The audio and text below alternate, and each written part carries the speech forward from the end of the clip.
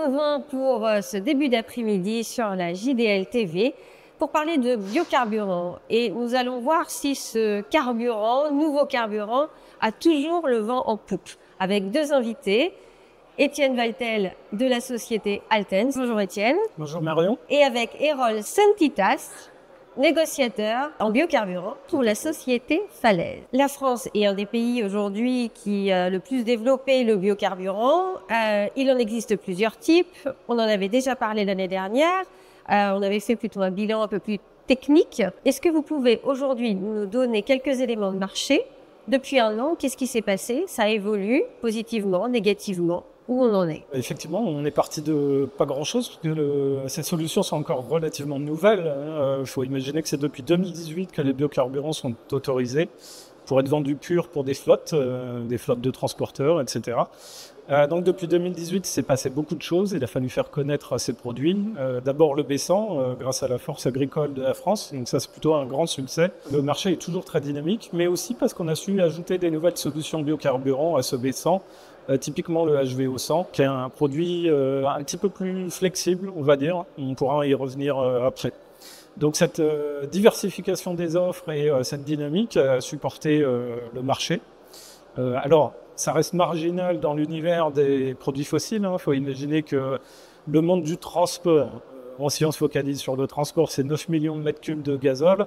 Aujourd'hui, on estime le biocarburant entre 400 et 450 000 mètres cubes. Donc, on reste sur une goutte d'eau, mais c'est une goutte d'eau qui quand même commence à se ressentir sur le marché, puisqu'on était à zéro il y a 6 ans. C'est des produits qui ont su répondre à des attentes des utilisateurs. D'abord parce qu'on se rend compte qu'on a un besoin de décarbonation qui est de plus en plus important et qu'un seul produit ne suffira pas à répondre à tous les usages. Donc c'est plutôt une bonne nouvelle qu'on sache au fur et à mesure étendre ce panel de solutions. Voilà, je vous ai donné quelques tendances de marché.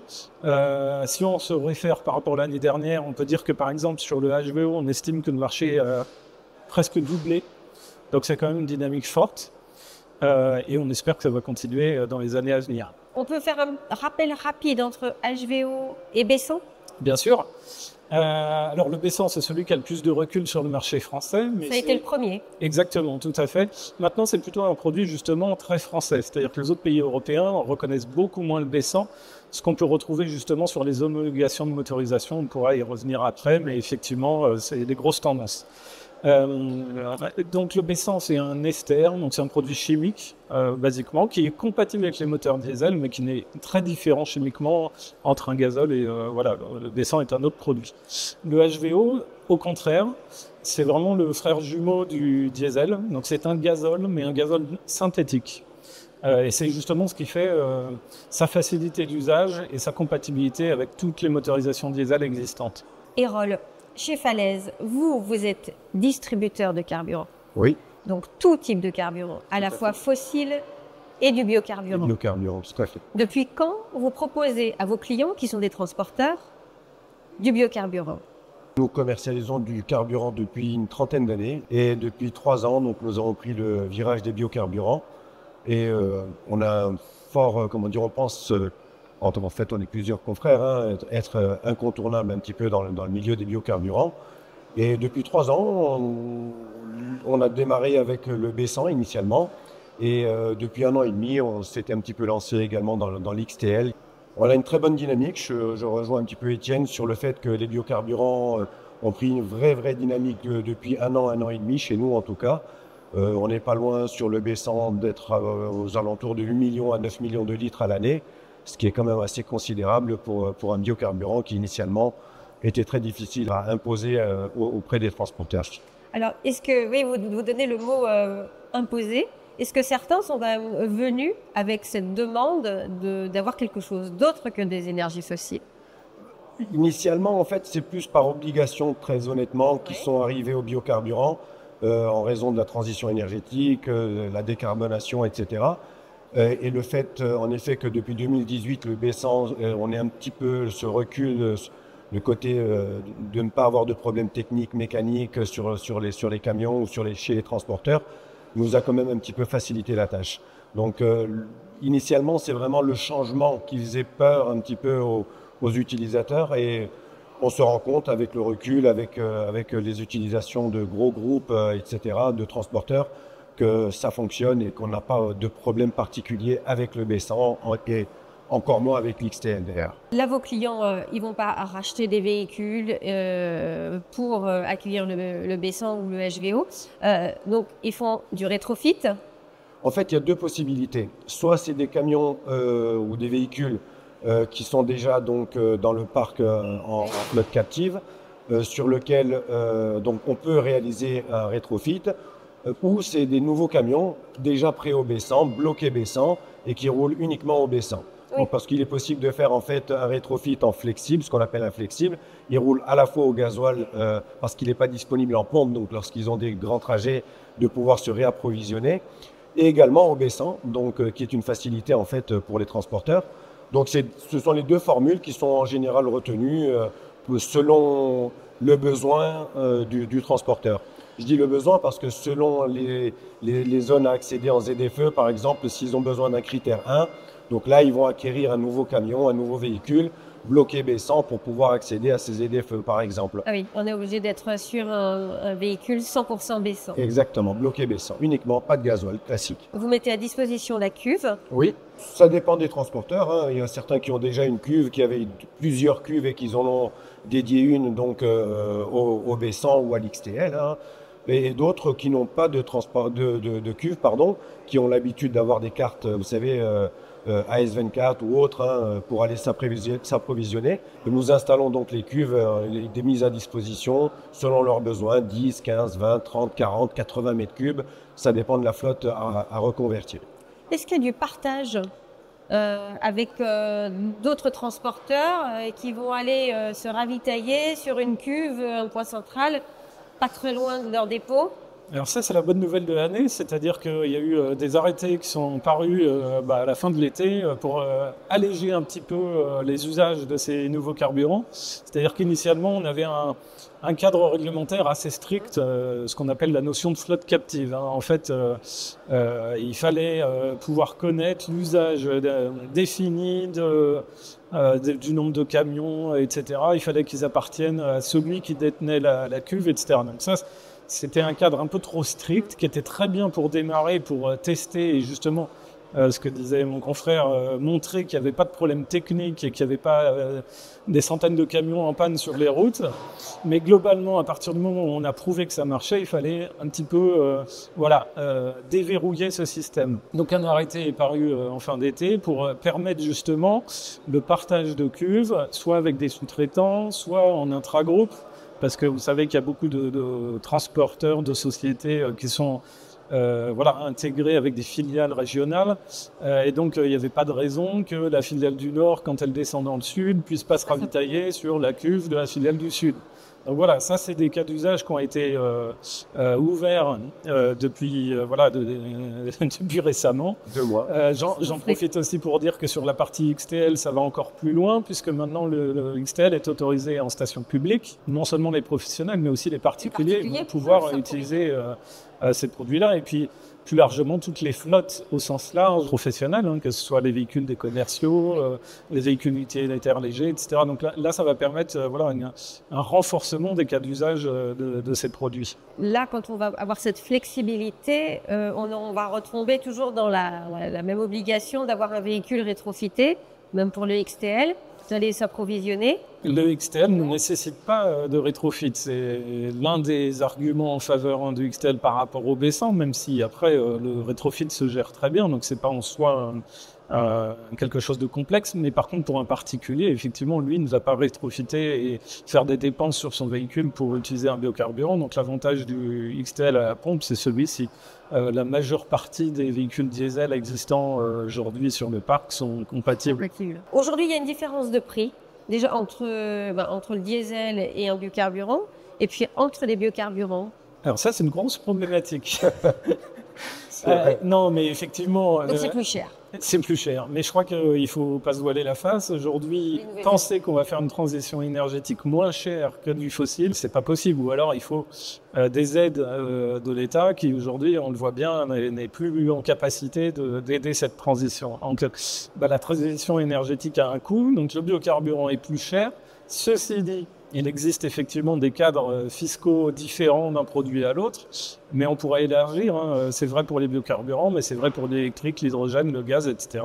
Les fiscalités ne sont pas alignées. C'est quelque chose qui va sûrement devoir être revu dans les années à venir. Il y a une directive européenne qui demande l'alignement des fiscalités sur les énergies.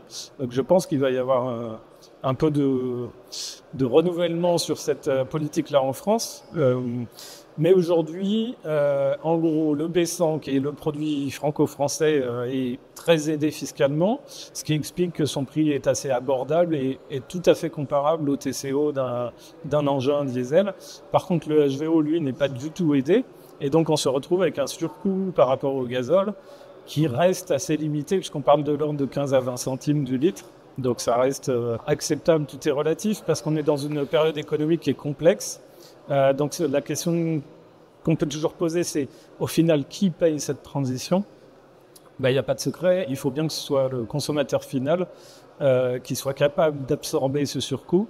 Et là, se retrouve toute la complexité de la chaîne pour transférer les surcoûts de nous, distributeurs d'énergie, jusqu'au client final qui achète un bien de consommation en supermarché, etc. Donc le prix finalement, le B100 étant un peu moins cher, l'offre, enfin en tout cas la demande est plutôt sur le B100. Il y a des demandes pour les deux produits en fait, en biocarburant, que ce soit le HVO XTL ou le B100.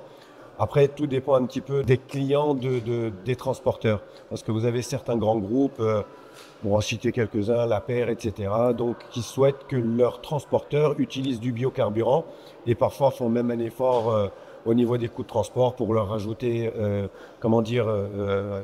contribuer entre guillemets pour les aider à utiliser des biocarburants. Et vous avez d'autres transporteurs qui, eux, sont pour répondre à d'autres appels d'offres où ils exigent des biocarburants ou une manière de décarboner qui peut être de l'électrique, qui peut être un biocarburant, donc qui n'ont pas forcément le retour ou d'aide financière, qui préfèrent aller sur du B100 parce que ça coûte un petit peu moins cher que le HVO et que le gazole classique. Parfois, on a certains clients qui utilisent les deux produits, de l'HVO et du B100. Donc, ça dépend un petit peu des moyens, ça dépend un petit peu des investissements sur les nouveaux camions qu'ils peuvent avoir, parce qu'un camion bloqué B100 il coûte un petit peu plus cher qu'un camion classique, etc. Donc, ça dépend vraiment des typologies, des activités de chaque transporteur ou du consommateur, en fait, oui.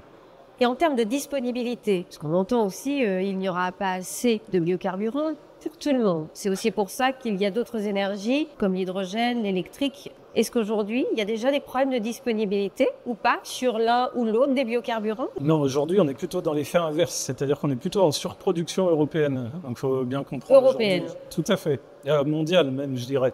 On peut élargir, mais le gros point de consommation est l'Europe. C'est elle qui est un peu en avance sur l'usage des biocarburants au sens large dans les transports.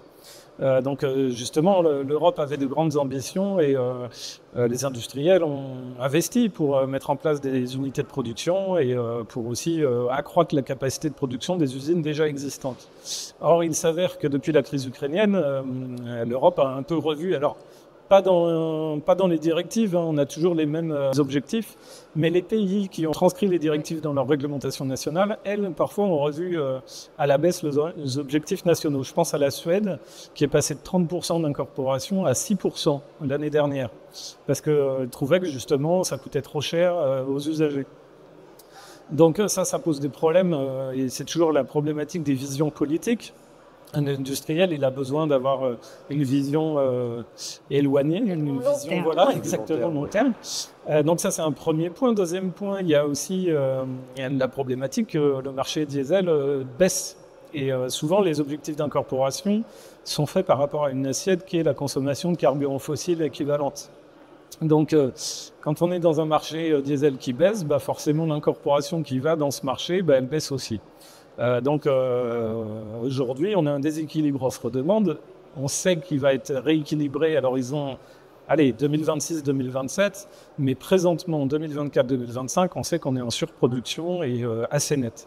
Comment aujourd'hui on peut améliorer le bilan carbone d'un biocarburant? Globalement, c'est 70% de baisse, de réduction des émissions de gaz à effet de serre quand on utilise un biocarburant? La baisse d'émissions, elle ne vient pas du biocarburant lui-même, mais de la façon dont il a été fabriqué. Souvent, on a tendance à dire, et peut-être que l'ADEME n'est pas assez, on va dire, pédagogique sur justement les facteurs d'émissions associés au biocarburant. Mais il faut bien comprendre que c'est pas le B100 qui est à moins 60, le XTL à moins 83, c'est plutôt le B100 de colza et un XTL base huile alimentaire usagée. Maintenant, si on change les matières premières utilisées pour produire ces biocarburants-là, on va changer totalement le facteur d'émission. Donc, il y a plusieurs solutions pour améliorer les bilans carbone des biocarburants. C'est de travailler sur cette matière première, qui est le gros du bilan carbone de ces solutions-là. Et la deuxième solution, c'est de travailler sur le process. Alors, je vais plutôt me concentrer d'abord sur cette partie matière première, parce que finalement c'est l'action la plus significative qui permet d'améliorer les choses. Alors sur la partie agricole, le colza par exemple. Le colza typiquement, il existe maintenant un baissant bas carbone qui est fait à partir de graines de colza bas carbone. C'est pas un coup de baguette magique qui permet de déclarer une graine de colza bas carbone, c'est qu'il y a eu tout un travail sur la parcelle agricole qui permet non pas de relâcher du CO2, mais au contraire de faire du stockage de CO2 dans le sol. Et c'est ce stockage qui va être répercuté sur la graine qui a été produite sur cette parcelle et qui tout au long de la chaîne justement de production jusque chez le transporteur, on s'aperçoit qu'on peut améliorer. Alors classiquement un baissant c'est à moins 60, on peut aller à moins 80, moins 90% de réduction de CO2 sur un baissant bas carbone. Donc voilà, c'est vraiment la production. Tout à fait. Alors, et après c'est toute la chaîne de valeur dans le process aussi de fabrication. Qui va répercuter effectivement. C'est tout le process qu'il faut prendre en compte, en fait. C'est pas simplement le produit fini, en fait. Oui, c'est pas ce qui s'échappe du véhicule. Exactement. Comment on peut aider les transporteurs à basculer sur ces biocarburants? Déjà par le recul, l'expérience sur le baissant, par exemple, ça fait depuis 2018 que le produit est utilisé. C'est ce que je disais tout à l'heure. Il n'y a pas de problème technique, il n'y a pas de problème mécanique. En fait, ça fonctionne vraiment bien, d'une part. Et d'une autre part, justement aussi, comme je le disais tout à l'heure, en mettant à disposition une cuve, en participant financièrement au rétrofit, en participant financièrement au surentretien, parce que lorsqu'on utilise le baissant, par exemple, au lieu de faire la vidange à 120 000, on devra le faire à 80 000 ou 60 000, ça dépend des constructeurs, des marques. Nous, en fait, fournisseurs qui aidons, c'est même pas l'État qui nous aide dans cette démarche-là, c'est nous qui aidons les transporteurs à passer à ce biocarburant-là. Mais le plus gros des défis, c'est de les mettre en confiance, en fait, de leur dire, écoutez, ça marche, c'est un produit fiable, disponible et qui décarbone et qui coûte moins cher par rapport au gasoil classique. Je parle en particulier pour le baissant. Mais, les habitudes ont la dent dure, on a beau expliquer, on a beau, faire des retours d'expérience. Des retours d'expérience, je peux comprendre en même temps, parce que c'est leur outil de travail, c'est un camion en panne, c'est de l'argent perdu, c'est un chauffeur à payer, etc. Donc, c'est assez difficile, mais au fur et à mesure, on se rend compte maintenant, aussi par le fait que les normes RSE, le fait de décarboner, les appels d'offres où ils exigent des biocarburants ou la décarbonation, nous facilitent quand même depuis 2 ans, nous, la tâche. Oui, il y a aussi 2 autres points. Il y en a un qui est sur la visibilité. Moi, j'aime bien parler toujours de visibilité. Il faut qu'à un moment donné, l'État donne un cadre qui soit assez pérenne. On l'a vu lors de la crise ukrainienne, le gaz s'est envolé et tous les transporteurs qui utilisaient des camions gaz se sont retrouvés un petit peu le bec dans l'eau à devoir supporter des coûts faramineux tout seuls, bien souvent lâchés par leurs donneurs d'ordre. On a vu des parcs de véhicules gaz rester sur les parkings. Donc quand il n'y a pas d'accompagnement sur des énergies de transition, sur les énergies nouvelles, ça peut poser effectivement des problèmes. Parce que quand l'essentiel du marché est toujours sur une base gasoil, celui qui se détache de cette base, en fait, il est en risque. Donc, comment on gère ce risque côté transporteur? Donc, ça, c'est le premier point. Deuxième point, là, il y a des côtés encore plus politiques. Il y a des objectifs chez les donneurs d'ordre, des objectifs internes, bien souvent, qui ont du mal à être associés finalement un budget. Il faut que les donneurs d'ordre soient capables de mettre un coût associé à cette transition. C'est pas toujours facile. Mais nous, quand on entend que des transporteurs ont un besoin de transition, mais qui ne va pas être accompagné par son donneur d'ordre, c'est quand même assez embêtant, parce que je pourrais vous expliquer le processus de transformation d'une graisse alimentaire qui va être collectée par petits bidons et qui va être transformée en gazole de synthèse. Bah, c'est quand même plus complexe que prendre du pétrole brut qui arrive par cargo de 100 000 tonnes au Havre et qui va être transformé en diesel. Donc il faut bien comprendre que tout ça, il faut bien que quelqu'un le paye.